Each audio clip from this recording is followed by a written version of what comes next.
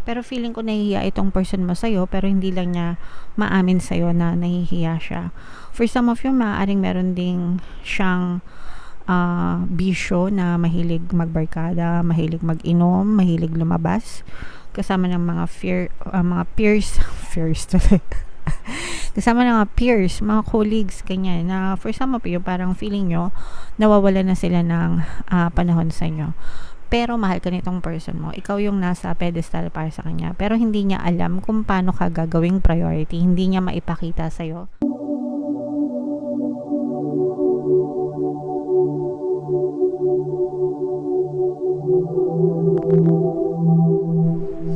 Hello guys, hello Scorpio, welcome back to Pinoy Pixie Tarot. Ang pamagat ng ating episode for tonight is feelings reading, anong nararamdaman niya sa'yo, para malaman natin kung anong nararamdaman sa inyo ng inyong partner or specific person. General reading lang mga kapiksi, pwede mag-resonate, pwedeng hindi. Combination ng positive and negative energy, pwedeng ma-pick up yung energy nyo, pwedeng ma-pick up yung energy ng person nyo. Roles can be reversed guys. If in case hindi naka-resonate sa inyo to, pwede nyo panoorin yung video dun sa zodiac sign ng person nyo, baka nandun yung energy nyo mga kapiksi. So ito mga kapiksi, no, ito yung mga nasa isip ng person mo na it's either gusto niyang sabihin sa'yo or hindi niya gustong sabihin sa'yo, pero this is what's going on their mind, mga kapiksi. Okay? So for some of you guys, no, merong ginawa itong person mo na hindi maganda. I know what I'm doing. I play dumb to keep you confused. Meron siyang ginagawa na hindi maganda. Parang nagpe-pretend siya, no, sa harap mo.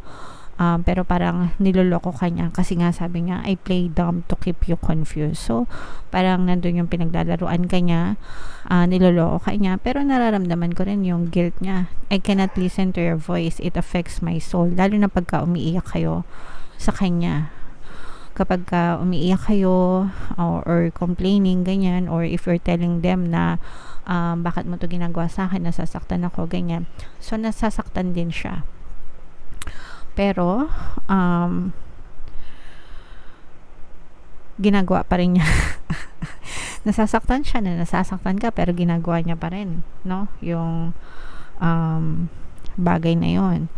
I know that you may not feel for me as I feel for you. So parang alam niya na hindi equal yung inyong nararamdaman. Pwedeng mas mahal mo siya kesa sa mas mahal ka niya, and alam niya yon. Pero at the same time, so nararamdaman natin na guilty siya, pero hindi siya guilty, parang ayaw niyang mag-guilty. Ibig sabihin, meron siyang ginawang hindi maganda, alam niyang guilty siya, pero ayaw niyang mag-guilty.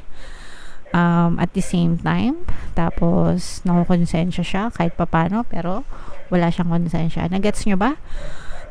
Parang nagpo-push and pull siya, no? Nagpo-push and pull siya mismo.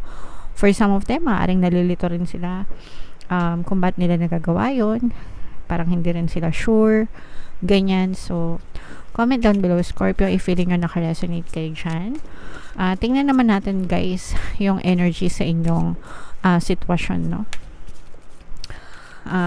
Comment down below, guys, if naka-resonate kayo. Again, guys, pag hindi kayo naka-resonate dito, try nyong panoorin yung video dun sa zodiac sign ng person nyo, mga kapiksi. So, meron kayong mga emotional block nitong person na to. For some of you, maaaring palagi nyong tinitingnan yung mga pictures, no?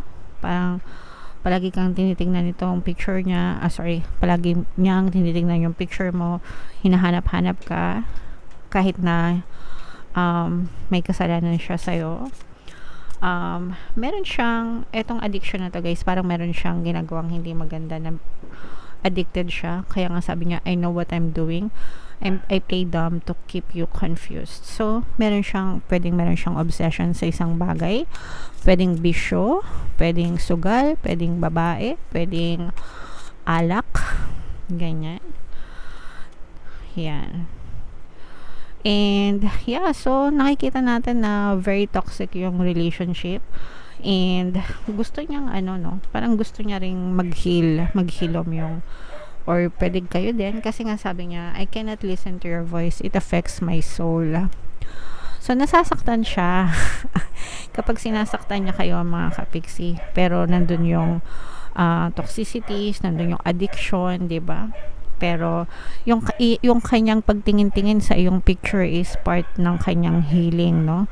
Medyo abusive yung relationship, ganyan. Toxic itong relationship na to for some of you, mga kapiksi.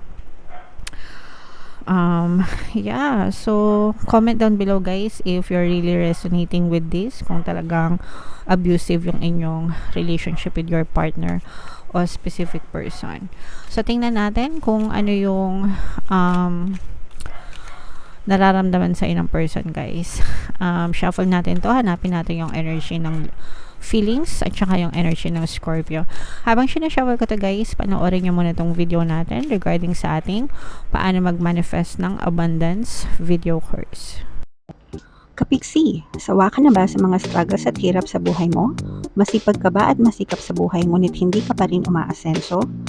Ilang beses ka na bang nag-attempt magnegosyo at mag-invest pero palagi ka pa rin nalulugi?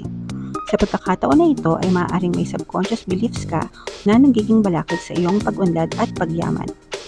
Introducing, paano mag-manifest ng abundance video course. Dito ay matututunan mong ma-overcome ang mga balakid mo para tuluyan ka ng umunlad, umasenso, sumagana, maging matagumpay, successful at maswerte sa iyong kabuhayan, pera, trabaho, negosyo, salapi at kaperahan ng bonggang-bongga. Dali, mag-send na ng email sa pinoypixitaro@gmail.com at simulan na ang iyong pagyaman ngayon. Alright, so gusto mo bang yumaman kapiksi? Kung gusto mong yumaman, umunlad at umasenso ng bongga, mag-avail ka na ng course na yan kasi sobrang ganda talaga niyan. And good news no, kasi magbibigay ako ng 10% discount guys sa lahat na mag-avail ng course until October 31. So mag-avail na kayo habang mainit-init pa. Meron din tayo guys, email coaching, manifest your desires using the law of attraction. If meron kayo mga specific na gusto nyong i-manifest, pwedeng love and relationship, pwedeng money or career, mga kapiksi, pwede kayong magpabook ng email coaching session with me. Mag-send lang kayo ng email sa pinoypixitaro@gmail.com. So ito yung feeling sa energy guys, tapos ito yung energy nyo Scorpio, kaya i-represent ng Queen of Cups sa ating spread. Malungkot yung person nyo. Malungkot kayong person nyo. Namimiss niya kayo. Iniisip-isip niya kayo. And etong guys, nahihirapan siya dun sa nangyayari sa inyo. Namimiss ka niya. Hanap ka niya. Tuwing nag-iisa siya, palagi siyang nag-i-scroll ng social media. Tapos or ng cellphone niya, ganyan. Tapos palagi niyang tinitingnan yung pictures nyo. Lalo na ng mga times na masaya kayo. Pwedeng hiwalay na kayo nitong person nyo, mga kapiksi, or pwedeng in a relationship pa kayo pero pwedeng no contact, ganyan, hindi nag-uusap, or pwedeng in a relationship kayo pero may problema lang talaga kayo nitong person mo, pero hindi siya makapagsalita sa'yo, hindi niya alam kung ano yung sasabihin niya. Marami siyang excess baggage, marami siyang tinik sa kanyang dibdib, mga kapiksi. Marami siyang problema. For some of you, maaaring meron tong personal problems na pinagdadaanan guys. Pwede may problema ito sa trabaho or pwede may problema ito sa kanyang pamilya, no? Immediate family, like magulang niya siguro or mga kapatid, ganyan, na nagpapahirap sa kanya guys, no? Pero feeling ko nahihiya itong person mo sa'yo, pero hindi lang niya maamin sa'yo na nahihiya siya. For some of you, maaaring meron ding siyang bisyo na mahilig magbarkada, mahilig mag-inom, mahilig lumabas, kasama ng mga peers kasama ng mga peers, mga colleagues, ganyan, na for some of you, parang feeling nyo, nawawala na sila ng panahon sa inyo. Pero mahal ka nitong person mo. Ikaw yung nasa pedestal para sa kanya. Pero hindi niya alam kung paano ka gagawing priority. Hindi niya maipakita sa'yo. Hindi niya maipakita sa'yo na importante ka. Hindi niya maipakita sa'yo na special ka para sa kanya. Kulang siya sa action, sa gawa. Kulang siya sa gawa, kulang siya sa salita. Parehas kulang. That's why, yung iba sa inyo, feeling nyo hindi kayo mahal ng person nyo, mga kapiksi, pero nag-e-enjoy siya. Na-appreciate nyo yung mga ginagawa nyo. May masaya siya na malungkot siya. Nagets nyo ba? Sabi ko nga sa inyo, parang nasa in-between itong person mo. Masaya siya na nandyan ka para sa kanya, pero malungkot siya kasi hindi niya ma-explain kung sa sarili niya kung bakit ganun yung nararamdaman niya, na hindi niya maibigay sa'yo yung pagmamahal na deserve mo, mga kapiksi. And parang mas ini-enjoy niya yung pagiging single niya or pagiging available niya. Parang gusto niya yung impression niya sa ibang tao na parang hindi siya sunod-sunuran, hindi siya under the saya, ganyan. Siya yung nasusunod, pa-macho effect ba? Pero dahil doon, natitake for granted ka niya. Yun, natitake for granted ka niya. But siya yung nasasaktan na natitake for granted ka niya kasi hindi yun yung gusto niya. Ang gusto niya is mahalin ka, pero hindi niya yun maiparamdam sa'yo at hindi niya rin yun masabi sa'yo.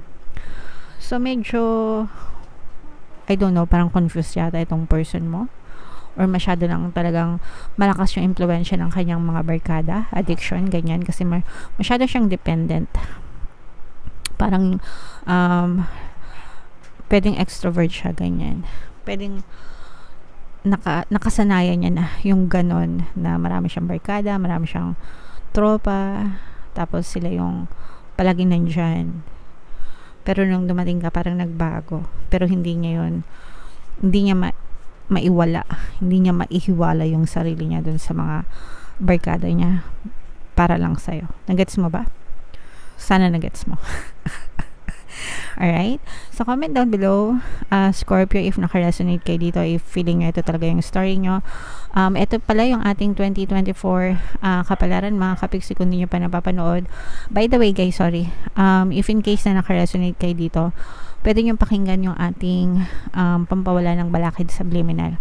Kasi dun sa pampawala ng balakid, gagawin nilang kayong priority. Kahit sino pa yung nasa paligid nila, kayo yung ipaprioritize nila, and kayo yung pinaka-importante para sa kanila. Alright? So, yeah. Ito yung ating 2024 kapalaran, guys. Kung hindi nyo pa napapanood, panoorin nyo na. Super nice, super ganda. And ito naman yung ating success stories ng paano mag-manifest ng abundance video course. Thank you for liking, sharing, and subscribing, mga kapiksi, and see you again next time. I love you all, guys. Have a nice day. Bye-bye.